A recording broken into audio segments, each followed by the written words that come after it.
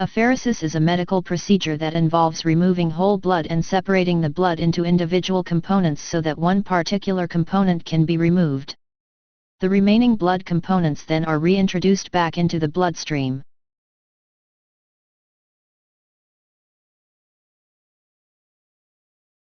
Whole blood is drawn out of one arm and into an instrument called a separator, which uses a microprocessing technique to draw the blood, anticoagulate it, and separate the component to be removed by centrifugal spinning, filtration, or column adsorption with the help of computerized calibration.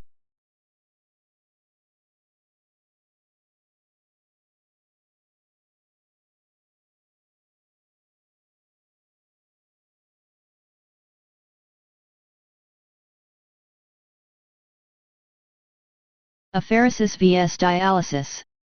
Apheresis is the removal of blood from a patient, and the removal of certain components, such as platelets, from that blood, followed by the transfusion of the filtered blood back to the patient. Dialysis is a method of separating molecules or particles of different sizes by differential diffusion through a semi-permeable membrane. Therapeutic apheresis, for white blood cells. For red blood cells. For platelets. For plasmapheresis. With extracorporeal immunoadsorption, selective absorption, or selective filtration and plasma reinfusion.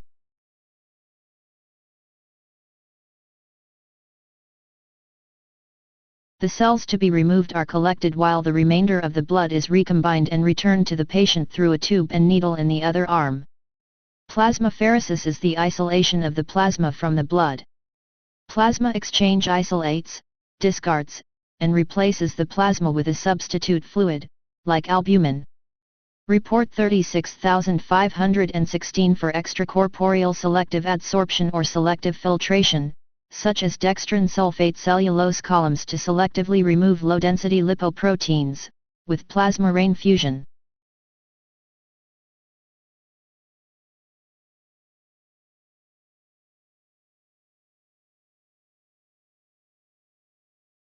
Photopheresis, extracorporeal. The physician draws a patient's blood and exposes the blood to light to eliminate destructive elements. The physician establishes venous access or attaches the machine to an existing central venous catheter line. The blood is removed and cycled through the pheresis machine where it is exposed to therapeutic wavelengths of light. The conditioned blood is returned to the patient through a catheter and a needle inserted in the vein.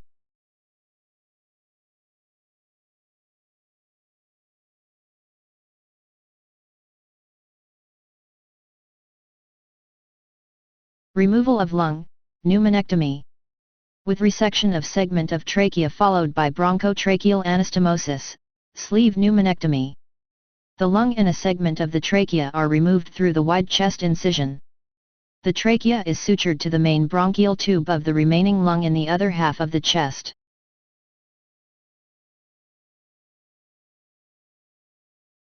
Removal of lung, pneumonectomy, extrapleural. The physician removes one lung in its entirety and the pleural membranes covering the lung and the inside surface of the chest cavity, the parietal pleura.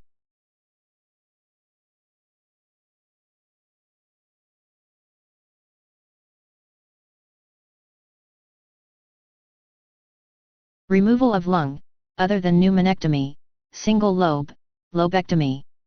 Two lobes, bilobectomy. The lobe, S, to be removed is identified and isolated in the operative field by pushing aside the deflated lung with a gloved hand and large moist gauze sponges. Within the lobe, S, of the lung, the main blood vessels and bronchial tubes are clamped, tied off, and cut.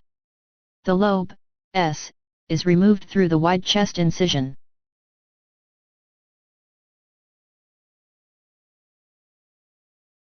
Removal of lung, other than pneumonectomy, with circumferential resection of segment of bronchus followed by broncho-bronchial anastomosis, sleeve lobectomy.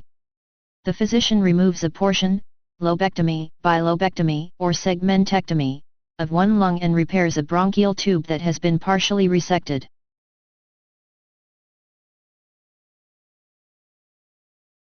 Removal of lung, other than pneumonectomy, with all remaining lung following previous removal of a portion of lung, completion pneumonectomy. The physician removes the remaining portion, S, of a lung from a prior partial lung removal.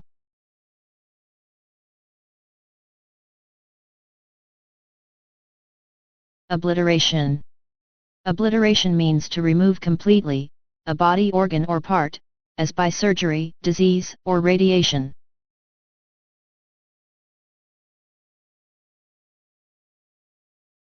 Mastoid obliteration. Through a post-auricular incision, the physician accesses the mastoid cavity of a previous mastoidectomy. Any remaining mastoid disease is removed. To lessen the size of a large mastoid cavity or to stop a cerebrospinal leak, the cavity is obliterated with a rotation flap of fascia or muscle and/or free fat graft and skin. The flap is sutured into place, and the incision is sutured.